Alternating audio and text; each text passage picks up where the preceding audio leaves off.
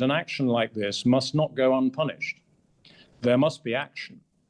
But if we don't want to escalate in the military domain, then we must do so in the economic, political, and diplomatic domains. And there's already a very good rationale for doing that. Mr. Trump's efforts to bring about a ceasefire have clearly failed so far. There is no sign that Mr. Putin is rolling back one iota on his intent, which seems to be to eliminate the sovereignty of Ukraine. Poland is the closest it has been to open conflict since the Second World War. That's the country's prime minister saying that, Donald Tusk, and he told the Polish parliament such this morning. He's invoked NATO's Article 4, triggering high-level consultation with allies. The better-known Article 5 is the one which binds NATO members to come to the aid of any ally under attack. Polish Air Force jets were scrambled in the middle of the night to confront Russian drones violating Polish airspace. The drones were part of an extensive drone and missile attack on western Ukraine. The Polish Air Force was joined by fighter jets from NATO allies, Holland, America, and Italy. Early reports suggested that the drones might simply have strayed into Poland, but it soon became apparent that this was a premeditated probing of Polish defences by the Kremlin and no accident, making it an unprecedented move by Russia. This is a deliberate test of an allied country's air defence system, says a senior advisor to the Polish government, to check whether this system is operational, whether the early warning system is activated, whether the electronic warfare and fire control teams are ready. Finland's president said that, quote, instead of peace, Russia is seeking escalation. So far, Moscow has said nothing. Let's speak to Adrian Bradshaw, Britain's most senior officer in NATO at a time when he was Deputy Supreme Allied Commander in Europe from 2014 to 2017. Adrian Bradshaw, do you accept that this was no accident involving just a few stray drones, but it was a deliberate probing of Polish and NATO defences? Well, there are two questions there, Andrew. One, was it an accident? No, it doesn't look like an accident. And two, was it about probing Polish airspace to test their defences? Well, it could be. But there are other explanations. What would they be?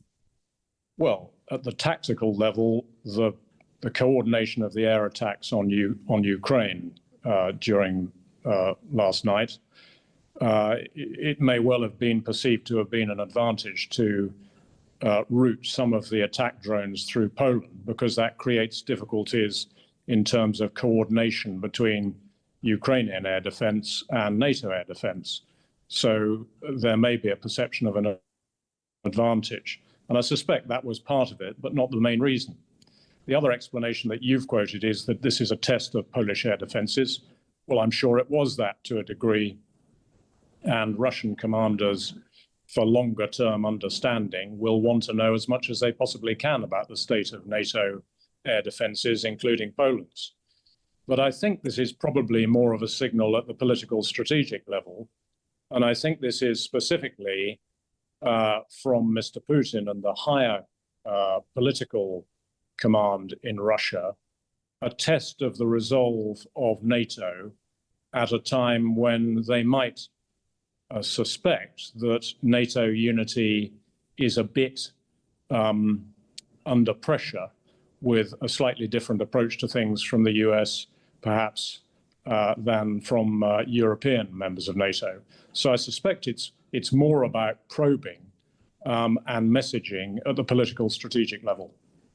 Well, the US response will be intriguing, though. It's interesting that these reports that US jets did take to the air in support of the Polish Air Force, but the response will be intriguing. European leaders are standing shoulder to shoulder with Poland today, but we await to see if Donald Trump does the same, don't we? Well, we do. And I think it's necessary to perhaps calm some of the talk about this down. I mean, there's no doubt this is a very serious infringement of Polish airspace, and it is an escalation of the overall situation with respect to Ukraine and its surrounding area. There's no doubt about that. But what this is not at the moment is an Article 5 moment.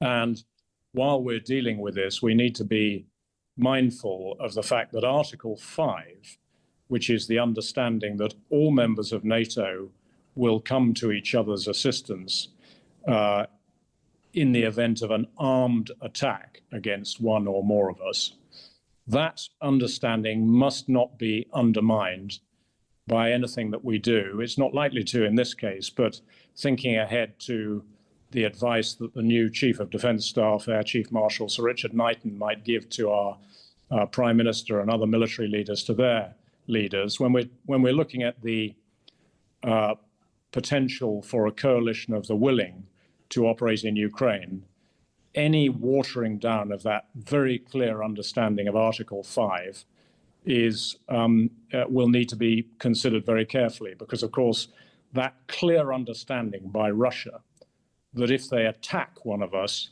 they are immediately at war with NATO, that clear understanding is what keeps the peace for 1 billion people. So coming back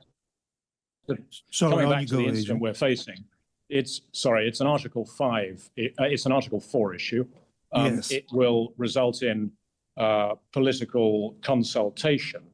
It's a serious issue, but the question is, how NATO should respond. And I think, well, how should it respond then? That was going to be my next question. How should NATO respond in a way that I take your point, I want to ramp things up unnecessarily. On the other hand, I think it must be unprecedented that Russian military assets have just been shot down by a NATO member's jet fighters. So how do we respond? Well, yes, it's, we all acknowledge it's an escalation. Russian drones have been in Polish airspace. There have been infringements, but this is an escalation. So how should NATO respond? Well, firstly, I think calmly, which they will. And secondly, with unity and resolve. The point of the consultations is to do things which lower the tension and lower the potential for a slide into conflict, which none of us want. And it's reasonable to assume that even Mr. Putin doesn't want a conflict between the whole of NATO and Russia, because it would be disastrous for all of them, for all of us. So we need to bear that in mind, but be seen to act with resolve. And the point is that an action like this must not go unpunished.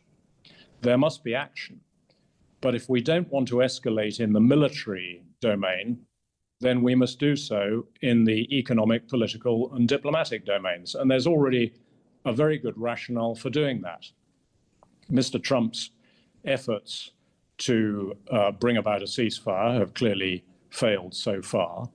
There is no sign that Mr. Putin is rolling back one iota on his intent, which seems to be to eliminate the sovereignty of Ukraine and integrate the whole of Ukraine into a Russian near abroad. We must push back on that.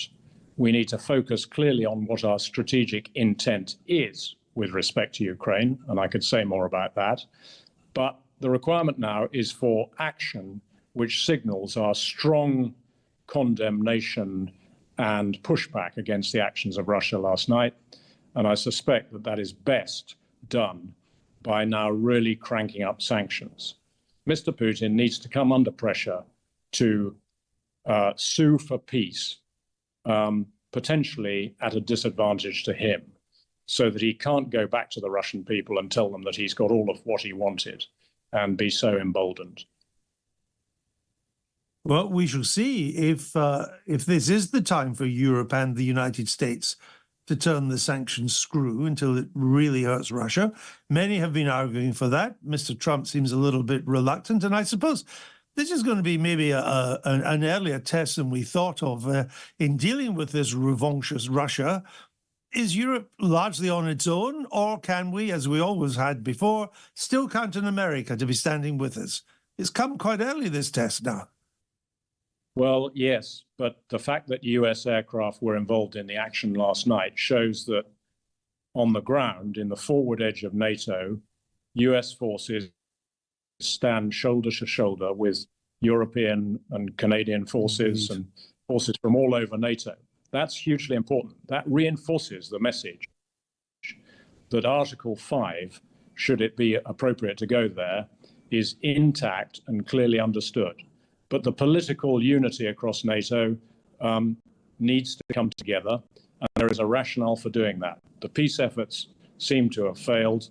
Now is the time to go for it on economic measures at a time when the CEO of Sberbank, the biggest bank in Russia, has signaled that the Russian economy is, as he said, going into technical stagnation. So we've got an opportunity here. And on the military side, we must keep on providing the wherewithal that the Ukrainians need to fight their war. We need to provide them all the weaponry, and we need to be as flexible as we possibly can on their use of our weapons. Obviously, we need to modulate the risk, because none of us want an escalation which takes this war beyond Ukraine. And that's why we're so interested in this incident in Poland. The war needs to be contained and to be brought to an end. Adrian Bradshaw, I thank you for joining us today. We'll need to leave it there, but it's very good of you to give us your time. That's a former NATO Deputy Supreme Allied Commander in Europe.